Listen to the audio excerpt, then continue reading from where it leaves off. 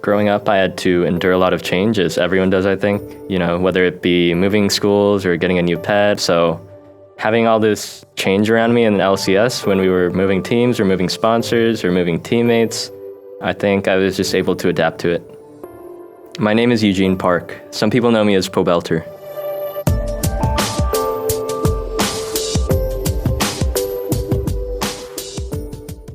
I grew up with one older sister and had a pretty typical middle-class upbringing. My sister would actually beat me in almost every game we played together.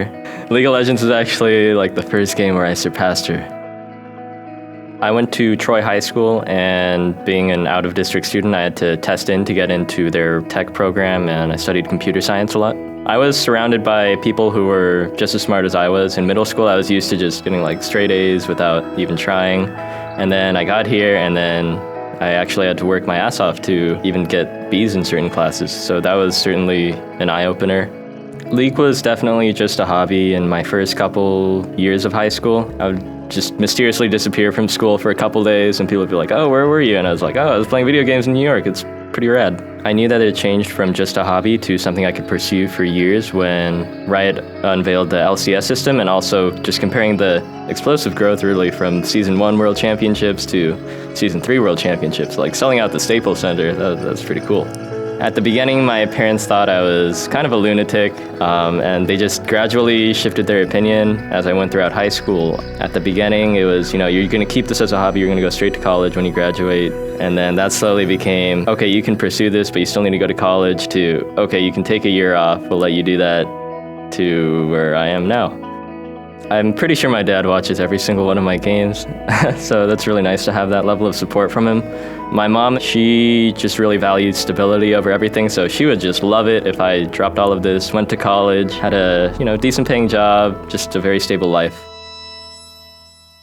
During the beginning of my senior year, I turned 17, so that made me eligible finally to qualify and play in the LCS. And at the beginning, it was kind of sketchy because all my classmates are going to these prestigious colleges. They're going to have great jobs like 5 years down the line. And then I was just like, well, what if I fail? All that pressure's just gone as soon as the decision was made. It's actually really funny because our high school has a very high percentage rate of students that continue to go to a 4-year college. Usually you would expect someone that doesn't choose that route to just have bad grades or just have no ambitions in life. But me, it was just like, well, I'm gonna go play video games competitively. Even though I had good grades and stuff, I think it's kind of funny that I'm lumped into that statistic of people who didn't choose to go into a 4-year college. But I was just not getting any team offers, so I figured, maybe these teams don't want me because I can't put in the time, which is very fair. The CEO of EG, Alex Garfield, contacted me, and that was how I made it onto an LCS team. We had to play through the promotional tournament in order to qualify, but we ended up smashing the enemy team 3-0, and that's how it all started. Same time, and EG are going to take the first game. We were at relegations last split when I was on Winter Fox, and we got relegated, and that was kind of a big shock to almost everyone, I think. I think me, I think my team, I think everyone expected us to defeat TDK and keep our spot, but obviously it did not happen. I wasn't mad, I wasn't sad. If anything, I felt really relieved actually, because the team was just not heading towards success. They take down Winter Fox, and TDK earn themselves a spot in the LCS. Joining CLG was definitely an eye-opener.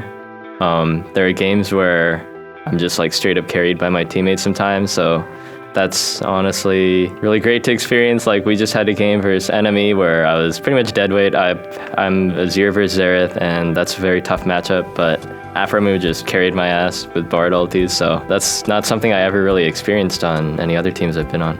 People were super hyped for me at first, like, this guy's just going to destroy everyone. He's been tearing it up in solo queue for years.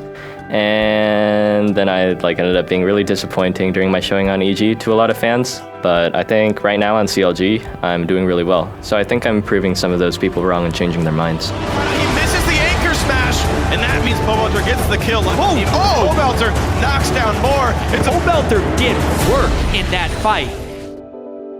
Joining CLG was something I had never experienced. I'm just finally able to play on a team as a team.